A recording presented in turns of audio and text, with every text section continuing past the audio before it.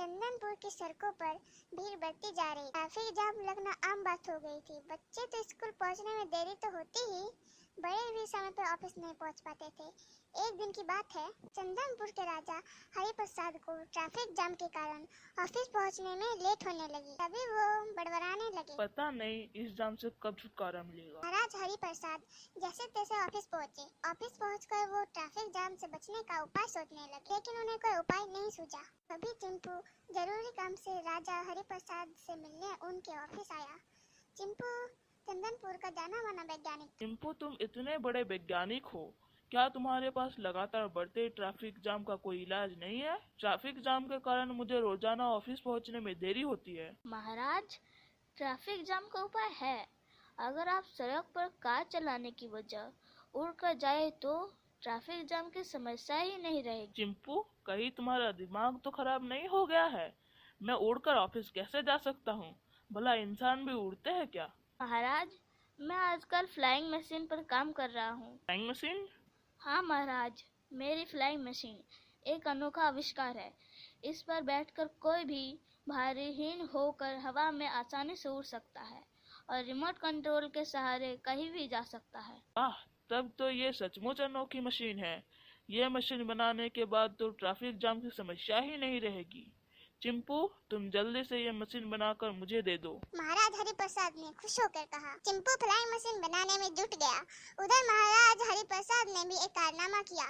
उन्होंने सोचा, flying machine जैसे अद्भुत आविष्कार की सूचना मुझे मीडिया को भी देनी चाहिए। ये मशीन बनाने के बाद चिंपू का ही नहीं बल्कि चंदनपुर का भी नाम दुनिया में खूब चमकेगा। महाराज हरिप्रसाद ने झटपट एक प्रेस कॉन्फ्रेंस बुलाया। सभी टीवी चैनलों के फोटोग्राफर और पत्रकार भी आ गए। हरिप्रसाद ने उन्हें चिंपू की फ्लाइंग मशीन के बारे में बताया। पत्रकार हरिप्रसाद से फ्लाइंग मशीन के बारे में तरह तरह के सवाल पूछने लगे।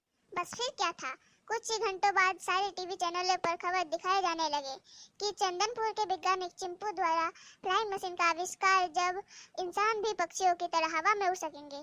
चिंपू की फ्लाइंग मशीन की खबर जल्दी ही दुनिया भर में फैल गई। चिंपू को फ्लाइंग मशीन बनाने का ऑर्डर भी देने शुरू हो गए। कालू एक बैंक लुटेरा था। पिछले दिन इंस्पेक्टर चुलबुल ने इन्हें गिरफ्तार कर लिया था, लेकिन वे किसी तरह जेल से फरार होने में कामयाब हो गए। चिंपू की फ्लाइंग मशीन की खबर कालू को भी मिल गई थी। ट्रैफिक में फंसने की वजह से वो इंस्पेक्टर चुलबुल के हाथों पकड़ा गया था। अगर चिंपू की फ्लाइंग मशीन मुझे मिल जाए तो फिर पकड़े जाने का डर ही नहीं रहेगा। चिंपू की फ्लाइंग मशीन बनकर तैयार हो गई थी। ये मशीन एक गोल छल्ले जैसे थी, जिसके ऊपर नीचे आने जाने के लिए लाल और हरे बटन लगे थे। एक दिन कालू चिंपू के पास आ पहुंचा। उसने चिंपू को धमकाते हुए कहा, चुपचाप अपनी फ्लाइंग मशीन मेरे हवाले कर दो। बेचारे चिंपू ने फ्लाइंग मशीन उसके हवाले कर दी। कालू ने फ्लाइंग मशीन पर चढ़ गया और हरा बटन दबा दिया। कालू एकदम हवा में उछला, फिर इधर उधर हिचकोले खाता हुआ उड़ने लगा। कुछ ही देर में उसकी हालत खराब हो गई। उसने किसी तरह फ्लाइंग मशीन में लगा हुआ लाल बटन दबाया। कालू नीचे गिरते ही बेहोश हो गया। चिंपू की फ्लाइंग मशीन की खबर इंस्पेक्टर चुलबुल को भी मिल चुकी थी। वे सोचने लगे, अगर चिंपू की फ्लाइंग मशीन मुझे मिल जाए तो अपराधियों को पकड़ने में मुझे आसानी रहेगी। मुझे चिंपू से मिलना चाहिए। इंस्पेक्टर चुलबुल जा पहुंचे चिंपू के पास। वहां वे जमीन पर बेहोश कालू को देखते ही सारा मामला समझ गए। इंस्पेक्टर चुलबुल कालू पर रिवॉल्वर तानते हुए बोले, खबरदार, हिलना मत, चुपचाप अपने आप को मेरे हवाले कर दो। कालू के पकड़े जाने की सूचना महाराज को भी मिली। महाराज हरिप्रसाद ने फ्लाइंग मशीन से हवा में खूब उड़ान भरी। जब वो नीचे आए तो बोले, चिंपू, तुम्हारी फ्लाइंग मशीन तो लाजवाब है, लेकिन ये तो बताओ कि आखिर तुमने कालू को किस तरह पकड़वाया? महाराज, फ्लाइंग मशीन इस रिमोट से कंट्रोल होती है। कालू जब मशीन मुझसे छीनी तो मैं ये रिमोट चुपचाप जेब में रख लिया था।